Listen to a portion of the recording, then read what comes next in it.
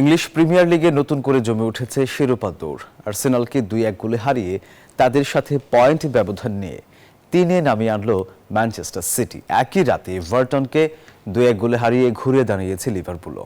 অন্যদিকে বুন্দেসলিগায় স্টুয়ার্টগার্টকে 4-2 গোলে হারিয়ে 4 ম্যাচ হাতে রেখে শিরোপা জিতল বায়ার্ন মিউনিখ। শিরোপার লড়াইয়ে আগুন ছড়ানো এক রাত। ম্যানচেস্টার সিটির মুখোমুখি আর্সেনাল, ইতিহাদে যেন ফাইনালের উত্তাপ। শুরু থেকে আক্রমণাত্মক পেপ গার্দিওলার দল 16 মিনিটে দুর্দান্ত গোলে স্বাগতিকদের এগিয়ে দেন রায়ান চেরকি। তবে লিড বেশিক্ষণ টেকেনি। গোলরক্ষক ডোনারুমার ভুলে বল পেয়ে সমতায় ফেরান কাই হ্যাভার্টস। দ্বিতীয়ার্ধে পাল্টাপাল্টি আক্রমণে জমে ওঠে লড়াই। 65 মিনিটে আর্লিং হল্যান্ডের শক্তিশালী শটে জয়ে নিশ্চিত হয় সিটিজেনদের।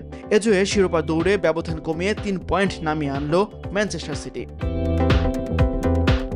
একই দিনে মার্সেসাইড ডার্বিতে ছিল নাটকের সব উপাদান। শুরুর দিকে দাপট দেখায় এভারটন, কিন্তু গোলরক্ষক মামারদাশভিলি ছিলেন দেয়াল হয়ে। এরপর সুযোগ কাজে লাগিয়ে দলকে এগিয়ে দেন মোহাম্মদ সালাহ। দ্বিতীয়ার্ধে ম্যাচে ফিরে এভারটন গোল করেন বেতু। ইনজুরি টাইমে জয়সূচক গোল করেন ভার্জিল ভ্যান ডাইক। যুক্তরাষ্ট্রের 1 নম্বর জিম চেইন গোল্ড জিম এখন আবারও বাংলাদেশে। বসুন্ধরা আবাসিক এলাকা ও বসুন্ধরা সিটি শপিং মলে। এদিকে জার্মান বুন্দেসলিগায় আবারও আধিপত্য প্রমাণ করলো বায়ার্ন মিউনিখ।